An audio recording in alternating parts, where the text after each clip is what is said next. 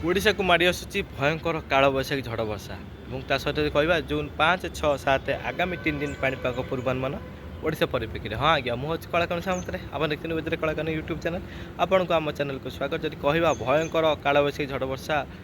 ये हठात एमती ओडिशा को कहीं माड़ी आसूची जब कहवा ताले यार मुख्य कारण जब कहवा उत्तर पश्चिम भारत गरम वायु पश्चिम भाग आसूची ओडिशा को जहाँ सका अपराह पर्यंत रोचे कि आर्द्रतापूर्ण वायु बंगोपसागर ओडिशा को प्रवेश कर उपकूल ओडिशा देख प्रभावित हो जहाँफल ये दुईटी वायु कन्वेक्टिव जोन जो सृष्टि करुच्ची अपराह 2टा पर जदि कहवा बादलखंड सृष्टि अधिक मात्रा रहा फल दक्षिण ओडिशा आरंभ करके उत्तर ओडिशा पर्यंत जदि कहवा 10 ରୁ 15ଟି जिला उपकूल ओडिशा व्यापक मात्रा कालबैशाखी झड़ वर्षा सम्मुखीन होती आगामी 3 दिन कहवा राज्य में कालबैशाखी जनित भयंकर जदि कहवा प्रभाव देखा मिल उत्तर ओडिशा आरंभ करके दक्षिण ओडिशा पर्यंत जो कहवा बहु स्थान में कालबैशाखी जनित वर्षा पवन झड़ वर्षा देखा मिल पवन बेग जदि कहवा पाखापाखि 80 किलोमीटर सर्वाधिक जापे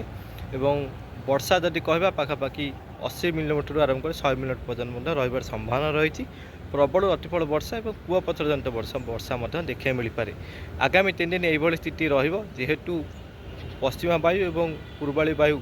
सम्मिश्रण फल बादलखंड सृष्टि होती स्थिति आगामी 3 दिन रही कि 5 तारीख जब कथा कहवा पश्चिमा वायु जो आसूची दिन में तापमात्रा वृद्धि घटे सहायक होती सका आरंभ करके 2टा साढ़े 2टा पर्यंत जब कहवा तापमात्रा वृद्धि घटुची पाखापाखि जब कहवा पश्चिम ओडिशा जिला में 40 डिग्री आरंभ करके 44 डिग्री रही संभावना रही पाखापाखि 8 और 10टी सहर 40 डिग्री अतिक्रम कर संभावना रही गोटे स्थान में 43, 44 छुईबार संभावना रही। आभ्यंतरण ओडिशा और उपकूल ओडिशा जब कहवा गुड़गुड़ी व्यापक मात्रा प्रभावित जेहेतु आर्द्रतापूर्ण वायु उपकूल ओडिशा प्रभावित होती आभ्यंतरण ओडिशा तापमात्रा पाखापाखि 38 ରୁ 42 डिग्री रही संभावना रही उपकूल ओडिशा तापमात्रा कहवा 35 ରୁ आरंभ कर 41, 42 डिग्री रही संभावना रही कि उत्तर ओडिशा दक्षिण ओडिशा तापमात्रा जब कहवा पाखापाखि जब कहवा 33 ରୁ आरंभ कर 41 डिग्री रही संभावना रही किंतु अपराह समय कालबैशाखी वर्षा संभावना रही सहित दक्षिण पश्चिम भागरे एवं उत्तर ओडिशा किसी अंचल वर्षार संभावना रही कालबैशाखी जनित वर्षा उपकूल ओडिशा प्रबल अतिप्रबल वर्षा संभावना रही 6 तारीख जब कथा कहवा 6 तारीख आहरी तापमात्रा वृद्धि घटार संभावना रही जेहेतु उत्तर पश्चिम भारत द्रुत गति गरम वायु प्रवेश करुच्ची जहाँफल कि ये तापमात्रा वृद्धि होगा सहायक होती पाखापाखि 12 ରୁ 15ଟି सहर तापमात्रा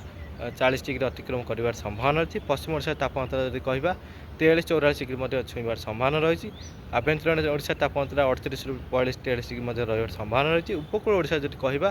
38 ରୁ 42 डिग्री संभावना रही किंतु उपकूल ओडिशा गुड़गुड़ी व्यापक मात्रा प्रभावित कर सहित कहवा उत्तर ओडिशा दक्षिण ओडिशा तापमात्रा जब कह 33 ରୁ 42 डिग्री रही संभावना रही किंतु उपकूल में व्यापक मात्रा प्रभावित कर गुड़गुड़ी सतर्क रुहतु अपराह समय कालबैशाखी जनित झड़ वर्षा देखा मिल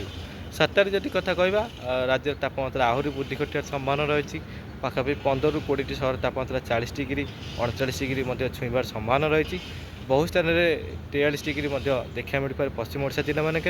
उपकूल ओडिशा गुड़गुड़ी व्यापक मात्रा प्रभावित करें सहित कहवा अपराह समय झड़ वर्षा कालबैशाखी जनित वर्षा उत्तर उपकूल ओडिशा रे व्यापक मात्रा प्रभावित कर दक्षिण ओडिशा जब कहवा प्रबल अतिप्रबल वर्षार संभावना रही पवन बेग 60 ରୁ आरंभ करके 65, 50 किलोमीटर जीवार संभावना एड़े दिजापे यह समय गरम रही वज्रपात बा बिजुड़ी घड़घड़ी व्यापक मात्रा मारिबार संभावना रही यह स्थिति सतर्क रुहतु आगामी 3 दिन खरा जमी कालबैशाखी वर्षा सेमती जदि पाणीपाग कौन परिवर्तन घटे निश्चित भाव में अपडेट देखते चैनल को सब्सक्राइब करते लाइक शेयर करेंगे। रही नमस्कार।